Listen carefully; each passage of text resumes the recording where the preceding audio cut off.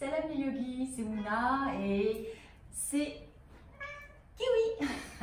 Tous les deux, aujourd'hui, on va partager avec vous une petite pratique yoga pour travailler, renforcer les épaules et le haut du dos. Donc en fait, il s'agit vraiment de renforcer toute la partie supérieure du corps, en insistant vraiment sur les épaules et le haut du dos. Maintenant, bien entendu, quand on parle du haut du corps, vous allez voir, tout ce qu'on va faire va forcément solliciter aussi votre ceinture abdominale. Donc vous allez aussi devoir, vous allez gainer pas mal, donc on va renforcer aussi le centre du corps et les abdos. Donc l'idée ici c'est vraiment de renforcer. Il y a une classe précédente, une vidéo précédente où j'ai plus partagé des astuces pour étirer principalement les épaules et le haut du dos. Donc là il s'agit de renforcer. Donc quand on parle de renforcement du dos et des épaules, on parle forcément aussi de mobilité. Donc, si on veut pouvoir renforcer, il faut pouvoir déjà bouger correctement dans ces parties de notre corps et principalement au niveau des épaules parce que c'est là qu'on a une articulation qui va dans beaucoup de directions et où la mobilité peut parfois être un peu difficile, surtout si on est tout le temps sur des postures qui font que on se retrouve un peu voûté et qu'il y a cette tension, d'accord? Donc, on va d'abord commencer notre pratique là par des mouvements où on va d'abord veiller à échauffer les poignets. Donc, parce que c'est vrai que ça aussi, dans tout ce qu'on va voir, forcément, pour pouvoir renforcer le haut du corps, on va vachement plus travailler sur des postures où on est sur les mains. Chien tête en bas, la planche latérale, des choses comme ça. Donc, forcément, parce que du coup, on vient appliquer plus de poids. C'est-à-dire qu'on vient soutenir tout le poids de notre corps avec nos bras et donc nos épaules et forcément nos poignets. Donc, on va ici d'abord commencer par une posture de table. Une posture de table, maintenant, vous voyez comment ça se passe. On essaie d'avoir un alignement correct où nos mains atterrissent pile poil sous nos épaules. Et déjà ici, ouvrez grand les doigts et on va commencer juste à bouger latéralement. À gripper le tapis avec vos doigts, l'ensemble de votre main. Et commencez à faire des rotations. Vraiment, mettez toute l'intensité justement dans cette manière avec laquelle vous agrippez le tapis. Rien que ça va donner 50% de l'effort nécessaire pour le sentir déjà au niveau des épaules. Hein. Rien que déjà ce que je fais, je le sens au niveau des épaules, au niveau des poignets, changer de direction.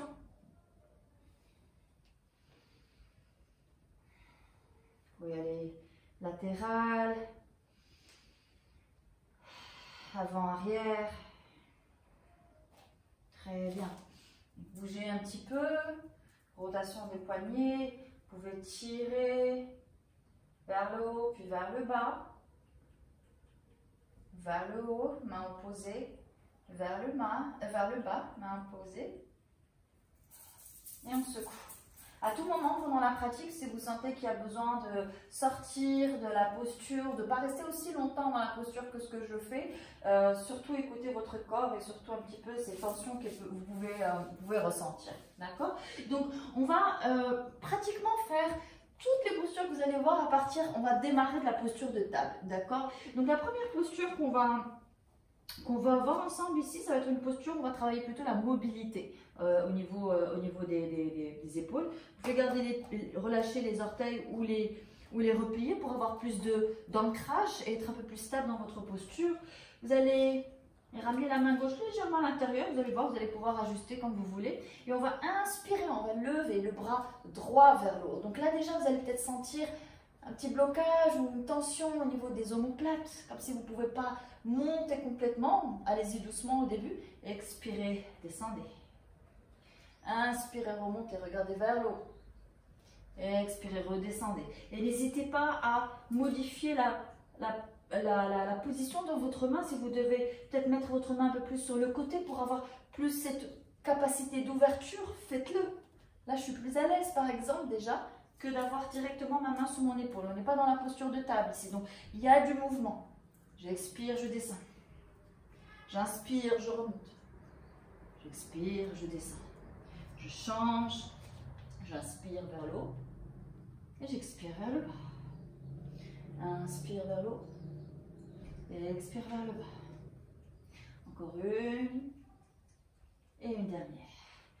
peut modifier. Inspirez ici. Expirez, rentrez. Vous pouvez juste laisser votre épaule effleurer le tapis et repartir. Expirez, effleurez le tapis et remontez. Une dernière. Et je remonte. Côté opposé. J'inspire en haut. J'expire, épaule tapis. Et donc là déjà, la main, le bras qui reste là en contact avec le sol, eh bien, il travaille aussi. Donc en même temps, je travaille l'épaule du bras, de la main qui reste au sol. Et une dernière. Et je reviens. Prenez un moment encore une fois pour faire une pause. Très bien. On va faire une autre petite posture ici. Excusez-moi, j'ai des poils du chat partout. Kiwi est venu, il a laissé ses problèmes et il est reparti. Alors, on va commencer à partir d'une pseudo-posture de l'enfant, d'accord? Où j'ai les bras devant, d'accord? Mais je vais juste en ramener un derrière. D'accord? Donc, j'inspire. Alors, regardez bien comment ça se passe. J'inspire, regardez, ma main effleure le sol. Par en haut. Et reviens. J'inspire, j'effleure. Je remonte et je regarde ma main. Et je redescends. Une troisième et dernière. J'inspire. La main, elle passe au-dessus de la tête. Et je relâche. Vous pouvez ramener la deuxième bras derrière et ramener le bras qui faisait la rotation devant cette fois. J'inspire, je remonte et je redescends. J'inspire en avant. Je suis du regard ma main. En même temps, je repars en arrière avec le bassin. Inspirez. Mon bras et mon bassin partent en arrière en même temps. Et je relâche.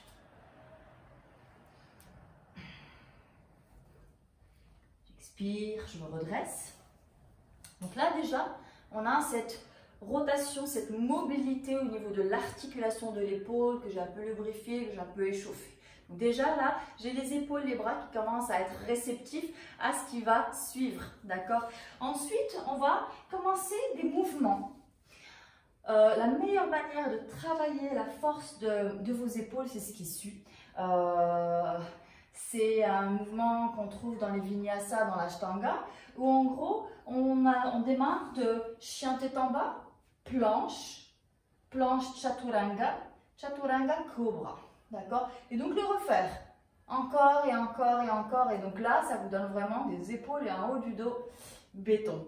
Mais on ne va pas y aller tout de suite directement. On va commencer à travailler déjà tout doucement.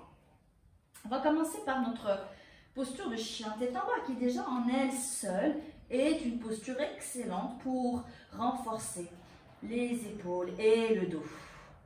Vous avez envie aussi de renforcer vos poignets, vos bras. Donc cette posture, vous pouvez par exemple rester ici pendant 2-3 minutes. Si vous êtes quelqu'un qui aime bien travailler tout ce qui est équilibre sur les mains, c'est la meilleure posture franchement et la moins traumatisante pour le corps pour travailler et renforcer bras, épaules, haut du dos et aussi poignets. Vous pouvez fléchir vos genoux, bien étirer le dos, comme si vous voulez ramener le sommet de votre tête vers le tapis. Inspirez, tendez. Expirez, fléchissez. Inspirez, tendez. Expirez, fléchissez. Inspirez, tendez. Et là, on va commencer à corser un petit peu ce petit flot. On va venir sur la pointe des pieds. Alors, ajustez justement l'espace entre vos pieds et vos mains. Maintenant que vous venez en plante du pied, pointe de pied. Et donc, pour pouvoir avoir toujours ce dos droit, cette capacité de descendre un peu plus et de garder votre dos et vos bras sur le même plan, sur le même axe. Pointe de pied. Je pousse encore sur la pointe et je viens en planche. Revenez en pointe de pied. Planche. Et voyez dans cette planche, ce qui va créer la force à un moment donné, c'est de commencer à ne pas seulement rester en planche et les mains sous les épaules et d'avancer un peu. Expirez. Planche. Repartez en arrière. Planche. Alors, faites pas une planche, bon, vu qu'on est en mouvement, on va pas aller chercher la planche parfaite où on est parfaitement plat, les fesses qui ne remontent pas. Maintenant, évitez quand même d'avoir une planche qui ressemble à ça. D'accord? Donc, on passe d'un chien tête en bas. Planche. Je reviens. Planche. On peut aller ajouter des variations. Chien tête en bas. Planche avec une seule jambe au sol. Expirez. Chien tête en bas. Je change.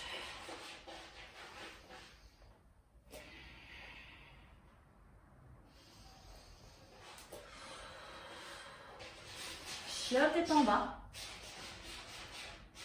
Et donc là, on va s'apprêter à pousser un peu plus loin, encore une fois, ce petit flot. Planche.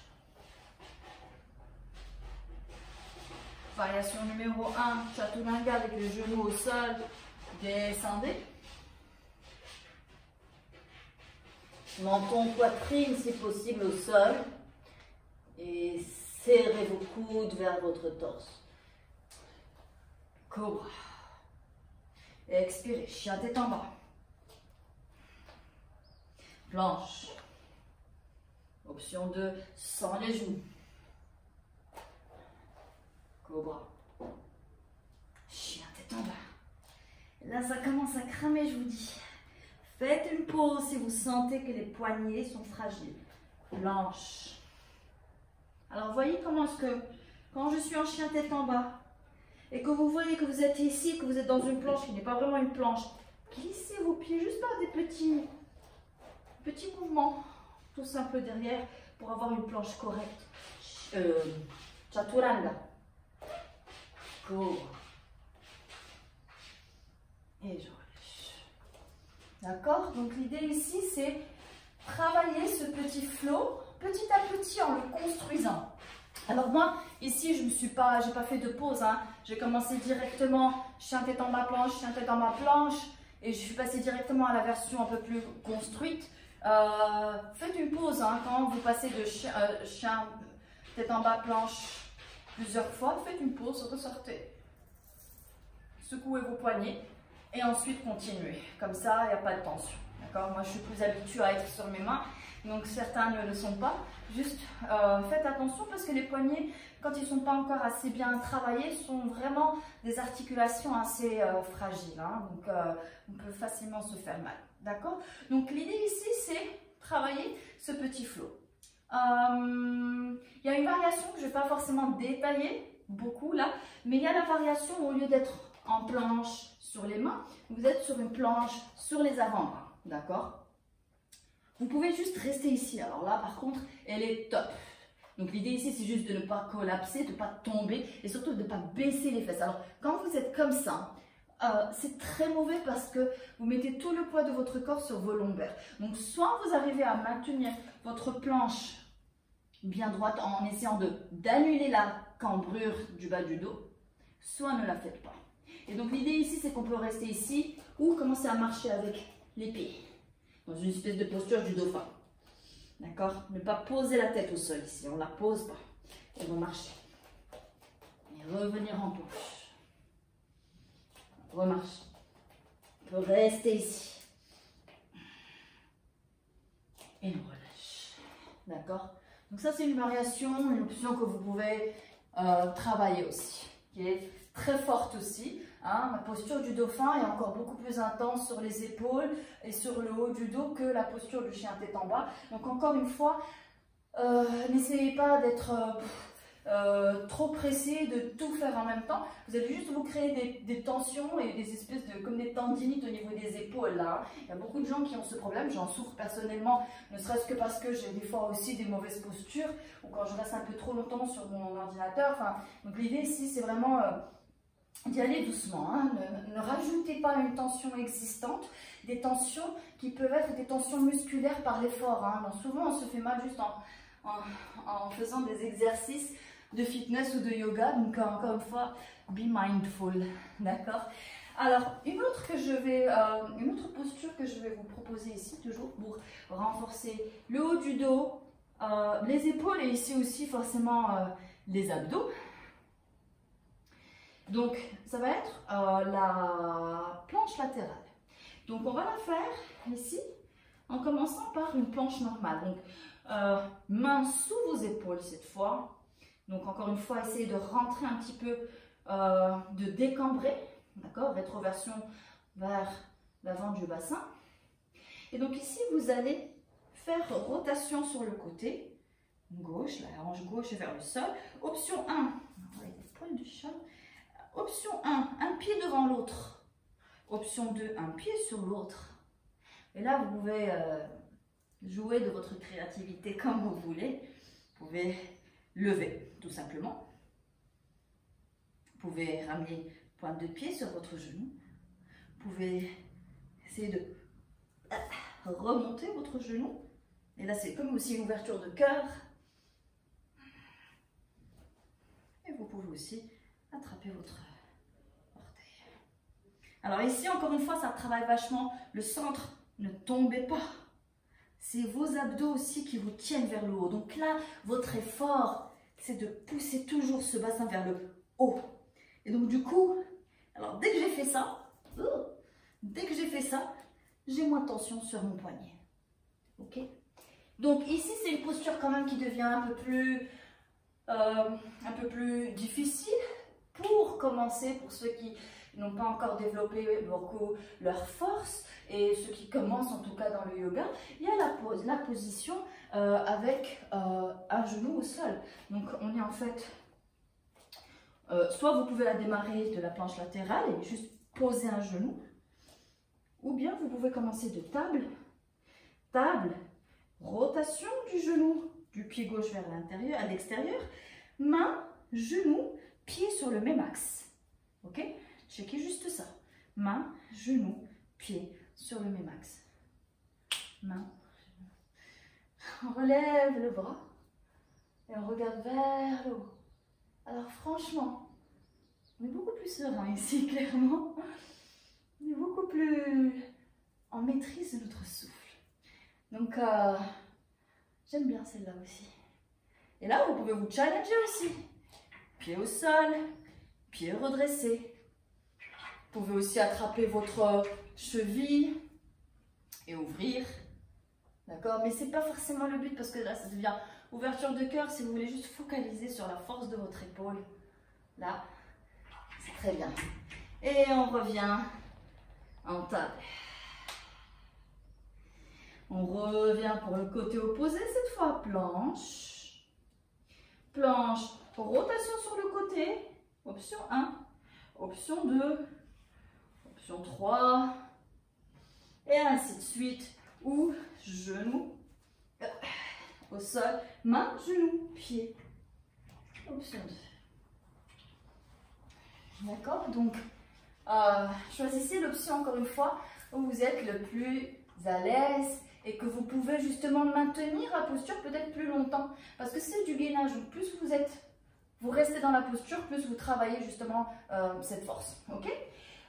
Maintenant, on ne va pas compliquer trop les postures qui viennent. Ce qu'on va faire maintenant, c'est toujours travailler les épaules, mais dans un autre sens, dans une autre direction. Et ça va venir étirer la partie avant de vos bras, la partie avant de vos épaules, tout en continuant de travailler justement épaules et dos. Donc on va venir travailler cette fois en posture de table à l'envers, de table inversée. Donc ici, vous allez plier vos pieds et ramener vos mains avec les doigts qui regardent vers l'avant, pas vers l'arrière. D'accord? Donc les doigts vers l'avant, parce que du coup vous allez voir, faites les deux, vous allez voir que l'effet est complètement différent. Donc ici, j'inspire déjà, ramenez légèrement le menton vers la poitrine, poussez le sol avec vos mains, poussez bien, tendez vos bras. Là on a une espèce d'ouverture de cœur aussi. J'inspire, je redresse le bassin. Mes pieds sont en dessous de mes genoux, donc pas de ça et pas de ça. Alors là, ouf, là je vais avoir une crampe au niveau de mes ischios, de l'arrière des cuisses. Donc parce que ce qu'on a envie de faire ici, c'est de remonter le bassin. Donc pareil, si vous êtes là par exemple, je sens que j'ai plus de poids sur mes poignets. Donc, remontez encore une fois. Et là, quand je remonte, on a un étirement très agréable à ce niveau-là, au niveau du muscle qui entoure notre épaule. Là. Et donc, par rapport aux postures tout à l'heure qui étaient assez intenses, on vient étirer dans un autre sens. Donc ici, vous pouvez basculer d'avant en arrière. Vous pouvez expirer, ramener les fesses ici. Donc là, c'est un challenge.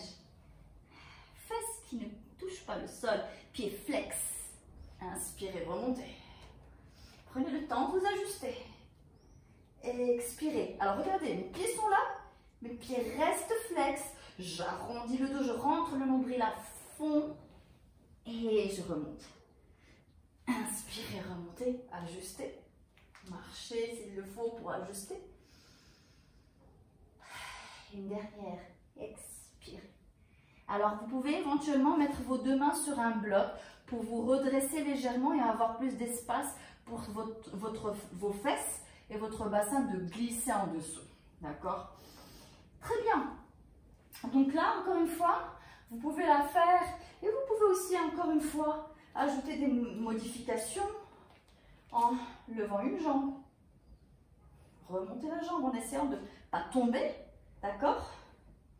Et là, volontairement, on peut commencer à inspirer, descendre. Pardon, gardez le pied au sol. Remontez. Genoux vers le front. Remontez. Donc là, on travaille pas mal aussi les abdos. Je tends. Inspirez. Retendez. Une seule et même ligne entre ma jambe, mon buste. Expirez, descendez, genoux vers le front. Et je relâche. Et je me rassois. Encore une fois, secouez. Pas trop brutalement.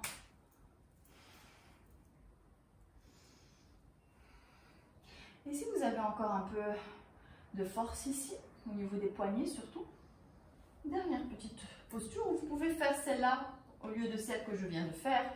Main au sol, doigt toujours dans la même direction, vers l'avant.